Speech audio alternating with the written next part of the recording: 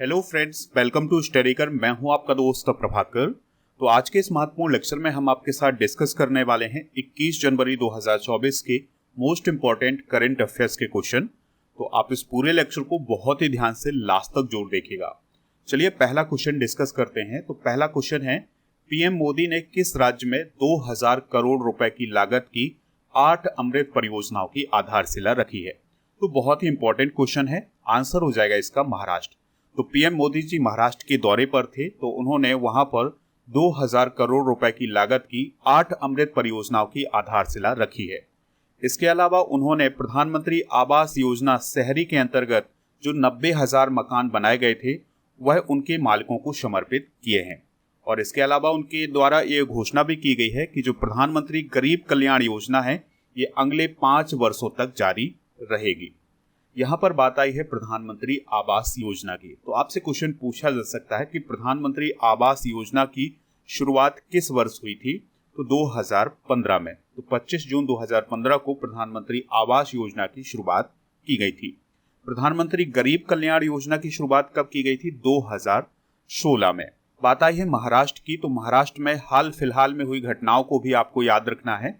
तो प्रधानमंत्री मोदी जी के द्वारा 12 जनवरी 2024 को मुंबई में अटल बिहारी वाजपेयी नेहावा शेवा अटल सेतु का उद्घाटन किया गया है। दोस्तों यह एक प्रकार का पुल है और इसको हम शॉर्ट में अटल सेतु भी बोल देते हैं। इसकी लंबाई कितनी है? तो इसकी लंबाई है 21.8 किलोमीटर की और यह 6 लेन वाला पुल है। दोस्तों यह जो अटल सेतु है ये मुंबई को नवी मुंबई से जोड़ता है और सबसे महत्वपूर्ण बात यह होगी कि भारत का यह सबसे लंबा समुद्री पुल है क्योंकि ये समुद्र पर बनाया गया है। इसके अलावा अभी हाल ही में महाराष्ट्र के पेंच टाइगर रिजर्व को भारत का पहला डार्क स्काई पार्क घोषित किया गया है। तो ये महत्वपूर्ण पॉइंट हैं महाराष्ट्र से रिलेटेड। महाराष्ट्र की बेसिक जानकारी भी डिस्कस कर लेते हैं। तो महाराष्ट्र की स्थापना कब हुई थी? 1 मई 1960 को। तो महाराष्ट्र का स्थापना दिवस 1 मई को मनाया जाता है। इसके अलावा गुजरात का भी स्थापना दिवस 1 मई को ही मनाया जाता है क्योंकि इन दोनों राज्यों की स्थापना एक ही दिन हुई थी। कैपिटल क्या है महाराष्ट्र की? मुंबई। गवर्नर कौन है? रमेश बैस। चीफ मिनिस्टर कौन है? एकनाथ शिंदे। एकनाथ शिंदे की पार्टी का नाम क्या है? शिवसेना। लेजिस्लेटिव काउंसिल की सीटें कितनी है महाराष्ट्र में? तो वो हैं 78 और असेंबली की 288 और राज्यसभा की 19 और लोकसभा की 48 सीटें हैं। और यहाँ पर दोस्तों इंडिया के मैप में महाराष्ट्र की लोकेशन आप देख सकते हैं। आपको इस पूरे लेक्चर को बहुत ही ध्यान से लास्ट तक देखना है। लास्ट में आपसे एक क्वेश्चन पूछा जाएगा जिसका आंसर कमेंट बॉक्स में देना है। अगर आप चैनल पर पहली बार आए हैं तो सब्सक्राइब कर लें, बेल आइकन भी दबा लें जिससे आपको समय पर और सबसे पहले नोटिफिकेशन मिल सकेगा। इसके अलावा आप हमारे टेलीग्राम चैनल से भी जुड़ जाइएगा। टेलीग्राम पर जुड़ने के लिए आपको टेलीग्राम पर जाना है और स्टडीकर ऑफिशियल ये पूरा सर्च करना है, तभी आपको हमारा चैनल मिलेगा। इसको ज्वाइन कर लेना है तो आपको पीडीएफ भी मिल जाएगा। स्टडी करके जितने भी पीडीएफ हैं वो आपको वहीं पर मिलेंगे। इसके अलावा दोस्तों आप हमारे ऐप को भी डाउनलोड कर लें। लिंक इसका डिस्क्रिप्शन बॉक्स में दिया गया है, तो वहां से आप इसको डाउनलोड कर सकते हैं। यहाँ पर e book, test series, PDF और डेली क्विज ये सभी मिल जाएंगे। अगर हम ई बुक की बात करें तो ईयरली करंट अफेयर्स और मंथली करंट अफेयर्स इन दोनों की पीडीएफ आपको हिंदी और इंग्लिश दोनों मीडियम में मिल जाएगी, तो इनको आप ऐप से प्राप्त कर सकते हैं। आज का दूसरा महत्वपूर्ण करंट अफेयर्स का क्वेश्चन है, मत्स्य पालन प्रबंधन पर संयुक्त राष्ट्र खाद्य और कृषि संगठन की समिति का उपाध्यक्ष किस देश को चुना गया है? आंसर हो जाएगा भारत को। तो क्वेश्चन को आप बहुत ही ध्यान से समझिएगा। देखिए दोस्तों, यूनाइटेड नेशन को आप जानते होंगे, उसकी एक एजेंसी है जिसका नाम है FAO यानी फूड एंड एग्रीकल्चर ऑर्गेनाइजेशन, या इसे हम खाद्य और कृषि संगठन बोलते हैं। तो इसकी एक समिति है जिसका नाम है मत्स्य पालन प्रबंधन समिति। तो इस समिति का उपाध्यक्ष किसे बनाया गया है? भारत को बनाया गया है। तो इस समिति का उपाध्यक्ष किसे बनाया गया है? भारत को बनाया गया है। और भारत 57 वर्षों में पहली बार वैश्विक मत्स्य पालन और प्रबंधन ब्यूरो के सदस्य के रूप में काम करेगा। तो इस पॉइंट को आप नोट कर सकते हैं। दोस्तों अब सवाल आता है कि भारत को इस समिति का अध्यक्ष क्यों बनाया गया है? तो भारत में मत्स्य पालन बहुत विकसित है और भारत मत्स्य पालन करने वाले देशों में बहुत आगे आता है। अगर हम कुछ आंकड़ों की बात करें तो भारत में 2 करोड़ 80 लाख से अधिक लोग मत्स्य पालन का व्यवसाय करते हैं, यानी मत्स्य पालन के व्यवसाय से जुड़े हुए हैं। दोस्तों बात करते हैं FAO की, यानी कि फूड एंड एग्रीकल्चर ऑर्गेनाइजेशन की। तो यह यूनाइटेड नेशन की एक विशेष एजेंसी है और इसका काम है दुनिया को भूखमरी से बचाना। मान लिया किसी देश में युद्ध चल रहा है, वहां पर भोजन की कमी हो गई है, तो भोजन की आपूर्ति कौन करेगा? FAO करेगा। दोस्तों इसकी स्थापना कब की गई थी? तो 1945 में इसकी स्थापना की गई थी। 16 अक्टूबर 1945 को इसकी स्थापना की गई थी, इस बात को आप याद रखिएगा। इसलिए 16 अक्टूबर को विश्व खाद्य दिवस यानी कि वर्ल्ड फूड डे मनाया जाता है। हेडक्वार्टर कहाँ है? इटली की कैपिटल रोम में, और इसके वर्तमान में महानिदेशक कौन है? Q Dongyu. यहाँ पर आप देख सकते हैं ये कौन है? Q Dongyu. बात कर लेते हैं यूनाइटेड नेशन की। तो यूनाइटेड नेशन की स्थापना कब हुई थी? 24 अक्टूबर 1945 को, और इसके सदस्य कितने हैं? 193। दोस्तों यूनाइटेड नेशन की कितनी लैंग्वेज हैं? तो आप याद रखिएगा यूनाइटेड नेशन की 6 लैंग्वेज हैं, रूसी, अंग्रेजी, फ्रेंच, अरबी, चीनी और स्पेनिश। वर्तमान में इसके महासचिव कौन है? Antonio Guterres. यूनाइटेड नेशन का हेडक्वार्टर जरूर आप याद रखिएगा, ये न्यूयॉर्क अमेरिका में है। और यूनाइटेड नेशन का उद्देश्य क्या है? तो इसका उद्देश्य है अंतर्राष्ट्रीय शांति को बढ़ावा देना। तो यहाँ पर आपको बातें क्लियर हो गई होंगी संयुक्त राष्ट्र के बारे में और FAO के बारे में। तो ये जो बेसिक पॉइंट आपको बताए जाते हैं, यही क्वेश्चन आपके एग्जाम में भी पूछे जाते हैं, तो इन सभी को आप नोट जरूर करते जाया करिए। नेक्स्ट क्वेश्चन है, खेलो इंडिया यूथ गेम्स 2024 की शुरुआत किस राज्य में की गई है? आंसर हो जाएगा इसका तमिलनाडु में। तो दोस्तों खेलो इंडिया यूथ गेम्स 2024 की शुरुआत तमिलनाडु में की गई है और इस बार इसका 6वां संस्करण आयोजित किया जा रहा है। इसकी शुरुआत कहां पर की गई है? चेन्नई में, और उद्घाटन समारोह में प्रधानमंत्री मोदी जी भी शामिल हुए थे। तो 19 से 31 जनवरी 2024 तक खेलो इंडिया यूथ गेम्स के 6वें संस्करण का आयोजन किया जाएगा। अब आपसे सवाल पूछा जा सकता है कि खेलो इंडिया यूथ गेम्स 2024 का मस्कट यानी शुभंकर क्या है? तो बीरा मंगई बेलू नचियार इसका मस्कट है। खेलो इंडिया यूथ गेम्स के 6वें संस्करण का आयोजन तमिलनाडु के 4 शहरों में किया जाएगा। वो शहर कौन कौन है? चेन्नई, त्रिची, मदुरै और कोयम्बटूर। दोस्तों पिछला संस्करण यानी 2023 का जो संस्करण हुआ था खेलो इंडिया यूथ गेम्स का, वो हुआ था मध्य प्रदेश में। तो मध्य प्रदेश में इसका आयोजन किया गया था। पहला स्थान महाराष्ट्र ने हासिल किया था, दूसरा हरियाणा ने और तीसरा खुद मध्य प्रदेश ने हासिल किया था।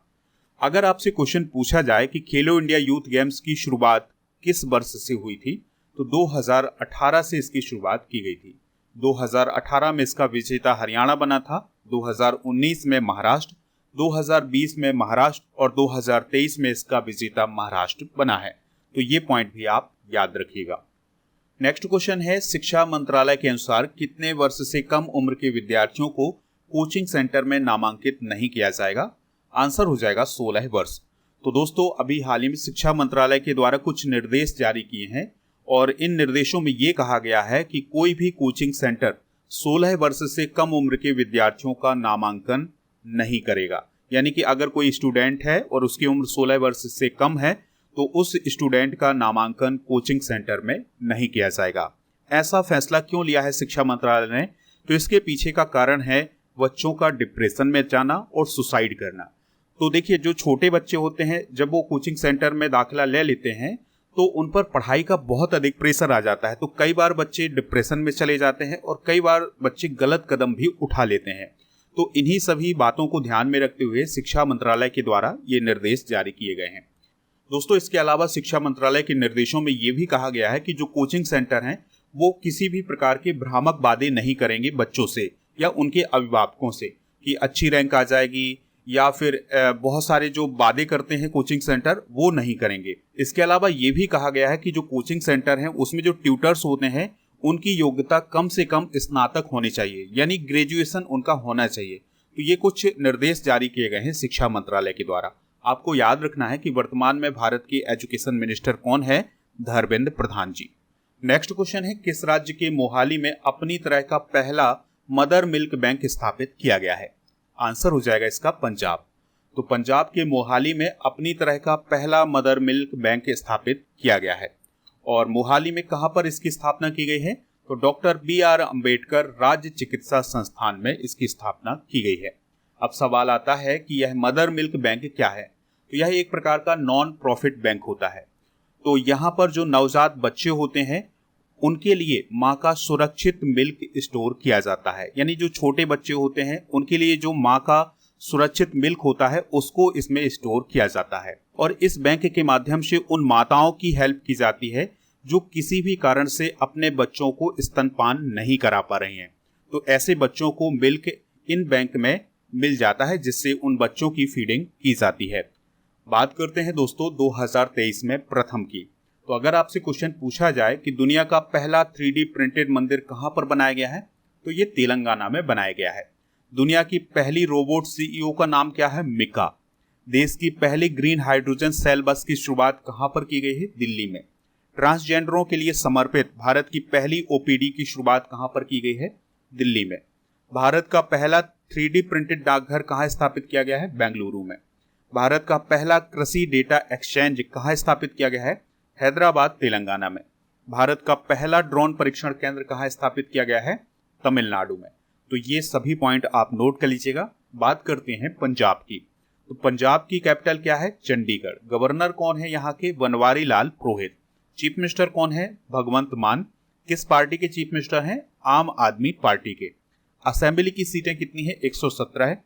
राज्यसभा की 7 और लोकसभा की 17 सीटें हैं। नेक्स्ट क्वेश्चन है, किस राज्य के कच्ची खरे खजूर को जीआई टैग का दर्जा दिया गया है? आंसर हो जाएगा गुजरात। तो गुजरात राज्य के कच्ची खरे खजूर को अभी हाल ही में जीआई टैग का दर्जा दिया गया है। याद रखिएगा कि ये जो खजूर की प्रजाति है ये गुजरात के कच्छ वाले इलाके में पाई जाती है।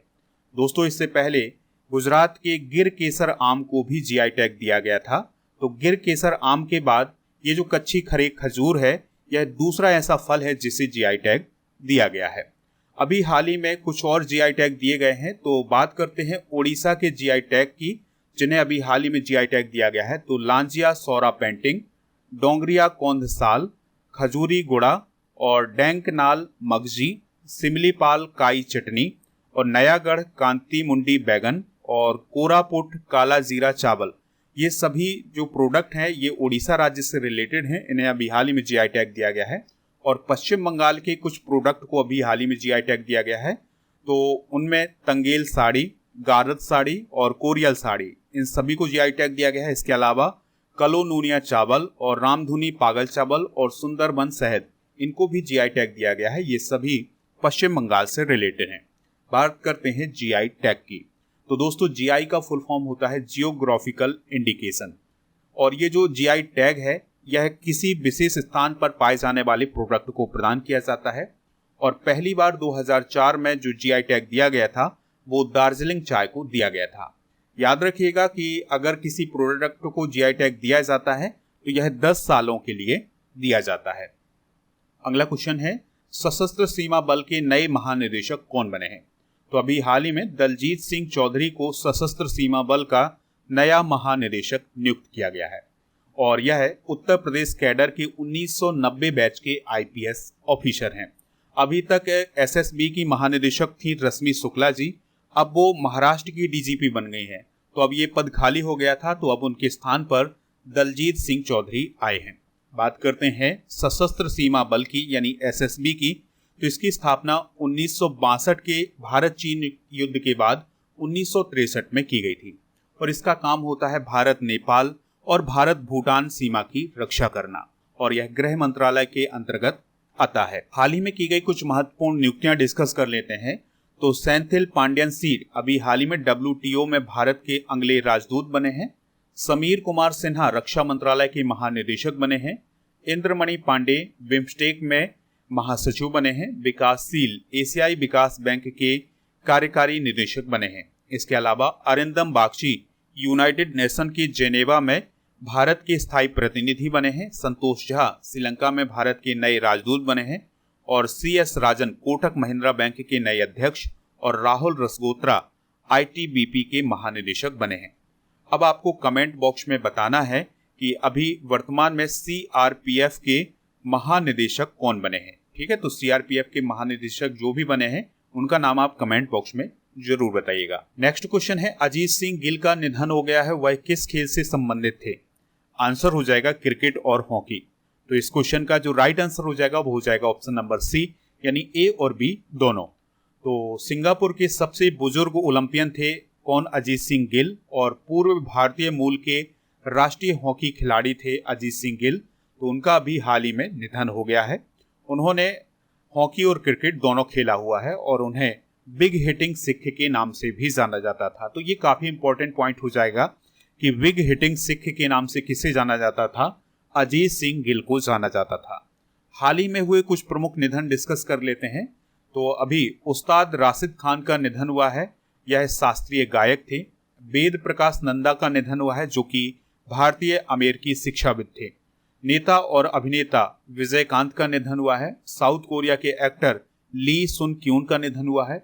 और अभिनेता जूनियर महमूद का निधन हुआ है। अभिनेत्री आर सुब्बा लक्ष्मी का।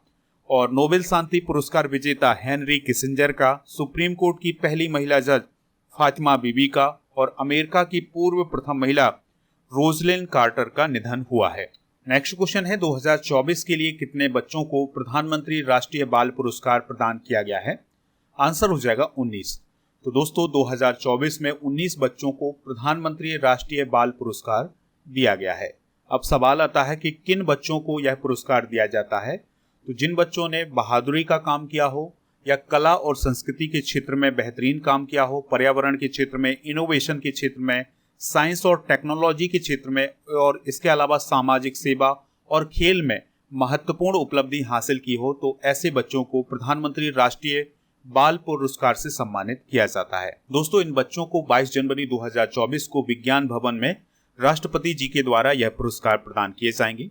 अगर हम 19 बच्चों की बात करें तो उनमें 9 लड़के हैं और 10 लड़कियां हैं। और यह जो बच्चे हैं 18 राज्यों और केंद्र शासित प्रदेशों से चुने गए हैं। नेक्स्ट क्वेश्चन है पेप्सको इंडिया के सीईओ कौन बने हैं? आंसर हो जाएगा इसका जागृत कोटेचा। तो जागृत कोटेचा को अभी हाल ही में पेप्सको इंडिया का सीईओ बनाया गया है। और उन्होंने किसका स्थान लिया है? तो अहमद अल शेख का स्थान लिया है। 2024 से वह अपनी भूमिका संभालेंगे। पेप्सको को आप सभी लोग जानते हैं। तो इस कंपनी के द्वारा स्नैक्स बनाए जाते हैं, कोल्ड ड्रिंक्स वगैरह बनाई जाती हैं। इसका हेडक्वार्टर जरूर आप याद रखिएगा, अमेरिका के न्यूयॉर्क में है। चलिए दोस्तों अब हम कल के करंट अफेयर्स को रिवाइज करते हैं, फिर इसके बाद जनरल नॉलेज के पिटारे को डिस्कस करेंगे। लास्ट में पूछेंगे आपसे क्वेश्चन जिसका आंसर कमेंट बॉक्स में देना है। तो कल का पहला क्वेश्चन था डॉक्टर BR अम्बेडकर की सबसे ऊंची प्रतिमा कहाँ स्थापित की गई है? विजयवाड़ा में। चंद्रमा पर उतरने वाला 5वां देश कौन बना है? जापान। और कोक बोरेक दिवस 2024 किस राज्य में मनाया गया है? त्रिपुरा में। गोल्ड रिजर्व के मामले में भारत का कौन सा स्थान है? 9वां। पक्के पागा हॉर्नबिल फेस्टिवल किस राज्य में आयोजित किया गया है? अरुणाचल प्रदेश में। शांति के लिए एशियाई बौद्ध सम्मेलन की 12वीं महासभा का आयोजन कहाँ किया गया है? नई दिल्ली में। विंग्स इंडिया अवार्ड 2024 में सर्वश्रेष्ठ एयरपोर्ट का पुरस्कार किसने जीता है? बेंगलुरु और दिल्ली एयरपोर्ट ने। फर्टिलाइजिंग द फ्यूचर पुस्तक को किसने लिखा है? डॉक्टर मनसुख मांडविया जी ने। और 19वां गुटनिरपेक्ष आंदोलन शिखर सम्मेलन 2024 किस देश में आयोजित किया गया है? युगांडा में। ICICI बैंक कनाडा ने कौन सा मोबाइल ऐप लॉन्च किया है? Money to India. तो ये सभी पॉइंट आप नोट कर लीजिएगा। चलिए अब आज डिस्कस करते हैं जनरल नॉलेज के पिटारे को। तो आज हम डिस्कस करने वाले हैं रेलवे जोन के मुख्यालय।